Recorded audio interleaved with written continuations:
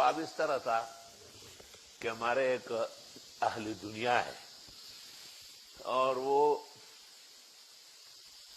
مجھے کہتا تھا کہ اچھی طرح کتابیں دیکھو اور مجھے عذاب قبر سے چھڑا دو. اگر عذاب قبر مجھے ہو گیا تو لوگ کہیں گے یہ اچھا والا مفتی نہیں ہے، اس کے شاگرد پٹ رہا ہے، آپ کے لیے بھی اچھا نہیں.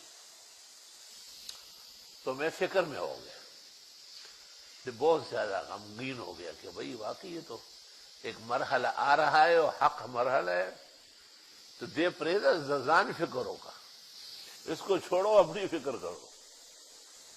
اس دوران میں نے خواب دیکھا کہ مجھے لحاظ میں رکھ دیا گیا اور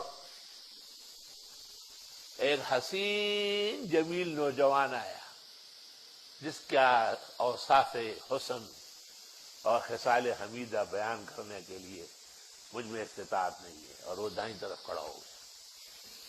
تھوڑی دیر نہیں گزری تھی کہ اس جیسے لیکن ان سے بہت زیادہ توانا اور بہت زیادہ شان و شوکت والا وہ آیا اور اس نے ایسے ہاتھ سے اشارہ کیا کہ پیروں کے پاس کھڑے ہو جاؤ، اور خدا کے یہاں کھڑے ہو گئے. اور اتنے میں منکر نکیر داخل ہوئے. یہ جو بعد میں آیا انہوں نے ان سے کہا کہ بس دے دو کاغذ اس لے لیے، جوابات لکھ دیے اور ان کو کہا کہ جاؤ یہاں سے. اور مجھے کہا کہ بات ہوئی ہے، ایک بائیں طرف کھڑکی کھولتے ہیں، اندر سے کوئی آئے گا کھولے گا تو آپ جنت کے مناظر دیکھیں گے تو آپ کو کوئی پریشانی نہیں ہوگی. تو میں نے پوچھا تو انہوں نے کہا کہ یہ جو پہلے آئے ہیں یہ صلاۃ الفجر ہے کہ آپ ہر حال میں فجر نہیں چھوڑ دیتے، اور یہ میں خود قرآن مجید ہوں کیونکہ آپ نے شرق اور غرب میں میری آواز پہنچائی. اللہ اس کو سچا کر لے. خدا ایسے ہی مجھے بھی میرے شاگردوں کو بھی نصیب فرمائے. ہاں مزہ آیا خدا کی قسم. میری توفیق ہوتی تو میں سونا اور چاندی تمہیں بانٹ دیتا تھا. کیا خواب ہے یہ.